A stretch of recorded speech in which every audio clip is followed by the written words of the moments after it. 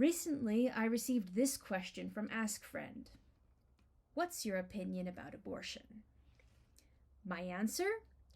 This issue is loaded with 10 tons of dynamite, and I'd rather crawl under my bed and wait for you to go away than answer you in public, even if the readership is small. I'm half joking, but conflict avoidance is a deeply ingrained habit, and I've left too much of myself on that altar. It's time to break through fear and silence. After all, whether I'm right or wrong, how will I learn anything if I do not pick somewhere for a first stand? Why am I afraid to answer? For years, I diced up my online persona into different facets that were acceptable to the unique audiences I had on Facebook and Tumblr. On Facebook, I connected with people I knew in real life. These were people who attended the church I grew up in, family members, and high school or college friends. I would post about my writing process, crafts, and cooking ventures, and stories about what God was doing in my life. On Facebook, I was not afraid to talk about the strange connections or God-shaped coincidences that happened to me in my life. On Facebook, I could ask for prayer. Tumblr was where I drew a following of people who didn't know me, but liked what I wrote or reposted from others. On Tumblr, introspection on my mental illness, its pitfalls, and my journey was lauded and garnered all kinds of support. My doubts and angry questions about God were embraced. On Tumblr, I wrote about the parts of my Christian beliefs that I wanted to challenge, knowing full well these questions themselves would not be as challenged on Tumblr. Occasionally, I wrote about my faith and the good in it, but couched in far more careful terms than I would write for the other audience. Both facets I presented are true, but I offered each only to the community that would most accept it. On my new blog, I'm starting over. I am attempting to pull myself together into a unified presentation. It is a terrifying prospect because both sides think they know what I will say, and they don't. Not really. I'm sure that sometimes, perhaps even today, I will say things that get me damned by both communities. That idea is frightening. But I can't hold the two halves apart anymore. So Askfriend, I thank you for this question. This is scary and difficult, but necessary. Let's break this down. Exploring my views. The purpose of this section is to explore my views and figure out how I would confront the question of abortion in my own life. In this section, I am not considering abortion as it pertains to anyone else, just to me. I'll begin by stating a personal limitation. I won't even try to wade into the science of the matter. Abortion is not my personal battleground or mission field, and I do not have the capacity to absorb the kind of information I would need in order to expertly bandy the data around. At this point in time, I'm not sure there is a definitive scientific answer to the apparent core question, when does life begin? There are plenty of people who hurl data on both sides, but have we worked out an objective truth? A definitive answer? Any amount of argument-ending evidence? Well, the majority is still passionately arguing this one, so I'll take that as a no. So then, if I reject the idea that we know with assurance when life begins, that leaves me with this conundrum. When is abortion excising tissue, and when is abortion killing a person? If I truly believe that God created each of us as a living work of glory and placed a unique immortal soul in each body, then the stakes of this question terrify me. By the weight of these stakes, I am compelled to err on the side of caution. If that is the case, I have to draw the line at conception. Therefore, if I am unwilling to have a child, then conception is the stage at which the process must be stopped. So I hold it that if I perform an abortion at any point, then I am killing a person. On a personal note, Sergei, my husband, and I decided after lengthy discussions that we did not want children, and that this decision was unlikely to change. Once we reached this conclusion, I opted for surgical sterilization. This is how I have tried to live out what I say. Next, I'll address some situations that are commonly said to require abortion, as if discussion is not warranted. I will set myself in front of each and lay out what I hope my choice would be, taking my ideals into account. medical emergency. If my life was at stake and performing an abortion was the only way to keep me from dying, I believe I would accept an abortion. In such situations, it's my understanding that the mother and child have a high chance of dying together if the abortion does not proceed. If one of them can continue to live, why not save at least one instead of losing two? Even so, I find it likely that I would wrestle with guilt and grief for a long time after. Rape or incest. Perhaps I am ignorant, but I count these as similar, as it seems that the effects on a person are more alike than not. For many years, I had an obsessive fear of rape, and it was a topic I processed often in my early stories, fan fictions. I feared the feelings of helplessness and pervasive sense of violation I heard about, as well as the hardening and shattering of one's self. So now I take the situation and put myself in these shoes. The first thing I have to figure out is if I still believe in the God I've always claimed to serve. If I do, then by my previous trail of thought, I am faced with the understanding that I am carrying a person in my body, a person who did nothing wrong to me and did not ask for the circumstances of their conception. In addition, I know the character of the God I serve. I know my God is one who brings great healing out of barren wastes and ash, and if I can take hold of this, I open myself up to his touch in this situation. I believe that, with this in mind, I might find hope and healing raising this child. I hope that I would be strong enough to hold to this ideal, because it seems to me the clearest path to healing and growth. Sergey and I also discussed the option of giving a child up for adoption. As previously mentioned, we've already decided that we don't want to be parents, for many reasons. While I am unwilling to put a child through the meat grinder that is the U.S. foster care system, couples can be interviewed and direct adoptions can be arranged. That is another route we would consider, though I suspect I might always feel like something is missing from me if I chose this route. Deformity and disability. This issue is difficult and messy. It spawns all kinds of offshoot questions in my brain that I can't begin to answer.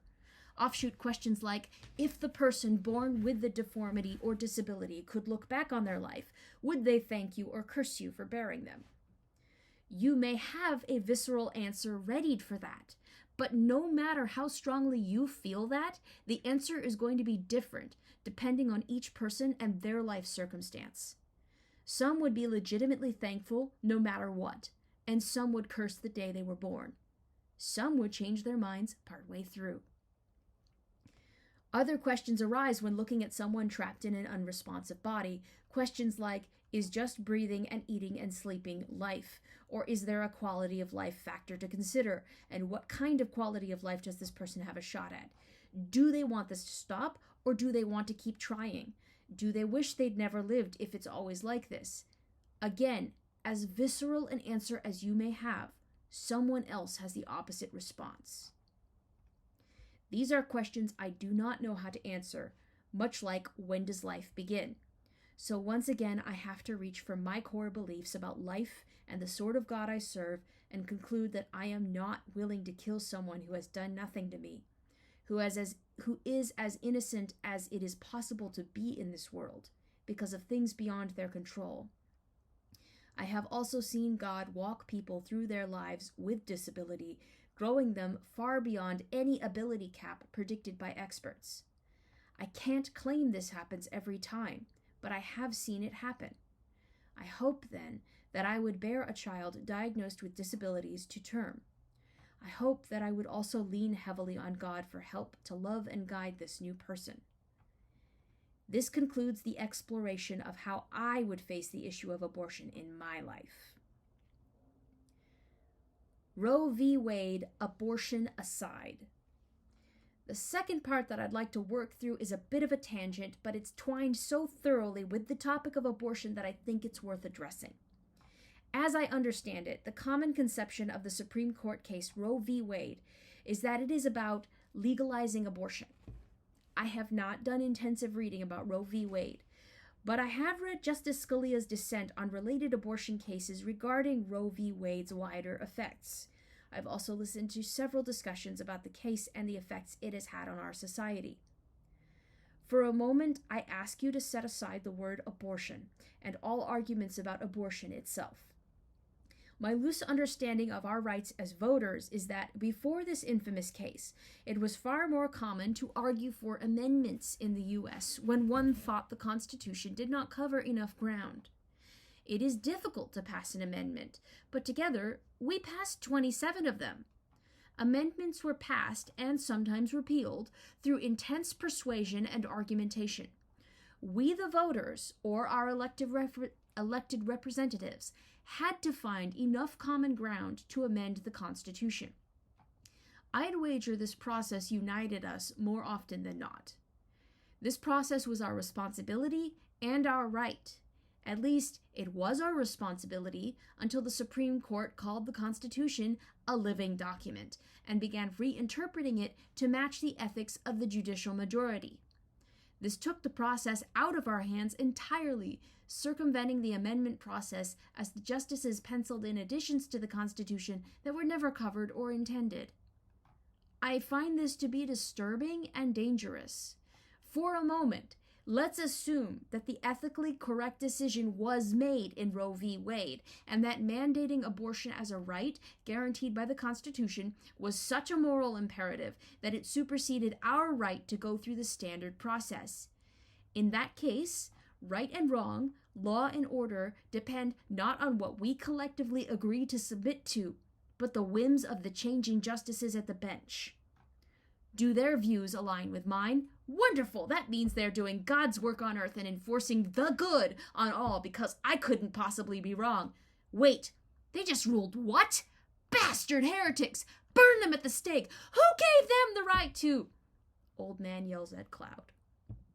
See, the danger is that this court that advocated for the same thing I was so passionate about, supposedly, could easily decide for dubiously defined reasons that the Constitution now finds and protects rights that would appall any sane person. The problem is, at some point, the Supreme Court nominated itself to be a seat of power and legislation instead of an interpreter of the legislation that we, the people, accepted. And the justices who sit in the seat of power are few, and they change. Benevolent dictators, with or without robes, are on your side until they are not. Abortion aside, Roe v. Wade was one of the many cases decided in a way that moved us a step further from our democratic ideals and a step closer to government tyranny. As far as I understand it, the recent Dobbs v. Jackson Women's Health Organization did not ban abortion, but instead returned the issue to state-level voting. This, once again, allowed us to decide, locally and through argument and persuasion, what is best, and that seems a step closer to the heart of our country's ideals. Freakonomics. Freakonomics by Stephen Levitt and Stephen Dubner is a book that explores microeconomics in ways that really make you think about where people's incentives lie. In Chapter 4, Where Have All the Criminals Gone?, the writers draw a conclusion disturbing enough that it earned them enemies on both sides of the abortion debate. Here is my basic understanding of their conclusion. In the 50s, 60s, and 70s, a crime wave rolled through America with ever-increasing steam. Then in the 90s, and seemingly out of nowhere, the crime rate began to plummet. Levitt and Dubner look into the major explanations that were offered: strong economy, increased reliance on prisons, increased use of capital punishment, increased numbers of police and innovative policing strategies, tougher gun laws, change in the drug markets, the aging of the population, and systematically debunk the notion that any of these were major contributors to the drop in crime. In 1973, Roe v. Wade was decided and abortion became a right in every state at once. Almost 20 years later, crime rates plunged. This effect was seen even in states that adopted legalized abortion before Roe v. Wade, as their crime rates dropped sooner than the rest of the country. For the specific data, I'd encourage you to read the chapter, but Levitt and Dubner postulate that the aborted portion of that generation accounts for the sudden drop-off in a crime wave that previously showed no signs of slowing. Quote, "Perhaps the most dramatic effect of legalized abortion, however, and one that would take years to reveal itself, was its impact on crime. In the early 1990s, just as the first cohort of children born after Roe v. Wade was hitting its late teens, the years during which most young men enter their criminal prime, the rate of crime began to fall. What this cohort was missing, of course, were the children who stood the greatest chance of becoming criminals, and the crime rate continued to fall as an entire generation came of age, minus the children whose mothers had not wanted to bring a child into the world. Legalized abortion led to less unwantedness. Unwantedness leads to high crime. Legalized abortion, therefore, led to less crime." I have impossible to answer and even unfair questions, but I wonder them anyway. Questions like, if a soul, prior to being born, was warned that it would cause harm and devastation to everyone in reach in its life, would it beg God for the shortest lifespan possible, or for no lifespan? I wonder things like, does a person who has spent their time building as much good into life as they are capable of have less rights than a person who takes their life without a thought? I end up thinking that a child shouldn't have to be born to parents who do not want them and will resent their existence. As much as I wish it were otherwise, I have to acknowledge that not every child with this kind of life gets it turned around by God. I wonder, short of that sort of intervention, if that life is worth living. The Sanger angle. My rough knowledge of Margaret Sanger's life work is that she founded Planned Parenthood, the largest provider of clinical abortions in the U.S. It is also my understanding that she did this in large part to curtail the amount of black children born in the U.S. Recently, in recognition of this unpleasant factoid, Planned Parenthood has been removing Sanger's name from places of honor and distancing themselves from her views. I am disturbed. I understand the foundation of an organization or a country or any other institution is not necessarily related to what it is today, but has that foundation really changed? My next question would be, what % of the Black or Hispanic community does Planned Parenthood serve as opposed to the white community? Not that it bars anyone from coming through its doors, but how do I even express this? In my mind, I see Planned Parenthood as an entity holding out its hands. It says, give me your problem. You don't want it, and neither do I. I'll get rid of it for you, and we will both benefit. Except that the benefit for Planned Parenthood, as per Sanger's ideals, is that minorities slowly vanish. The benefit for the woman is short-term. The benefit for Planned Parenthood is forever. It is not as if this is something being forced on a woman. After all, the woman enters the facility with her own 2 feet, and often past a line of protesters. But I look at the roots of Planned Parenthood and I am disturbed by the initial intentions. I wonder if those intentions are still in play, still attempting to curtail the amount of children born in minority communities. I wonder why this question isn't discussed more often. 3 read-throughs of basic economics and Thomas Sowell would have me check myself here and remember that it is unwise for third parties, in this case myself or the government, to decide the right and wrong of a transaction entered into by 2 consenting parties who desire the transaction. Fair enough. But then, can the Sanger angle at least be a point of discussion we all have as we perhaps vote on this issue on a more local level? Conclusion. What is my opinion about abortion?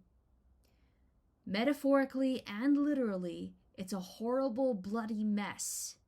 I believe that abortion at any stage kills a person. I am no longer sure that it is always wrong. I definitely don't have enough footing to tell a woman seeking one that she is out of line. I believe, strongly, that we should be allowed to vote on this at a more local level, at least state by state, if not city by city. I'm not trying to persuade anyone. I'm not saying that I shall die immovable on this hill. I'm not even saying that all these fragments support each other. In fact, I acknowledge that some are contradictory, and I have yet to reconcile them. I am merely taking the disparate fragments that inform my opinion, dragging them together, and presenting them. This is where I stand, saddened and disturbed at this point in time. I don't know.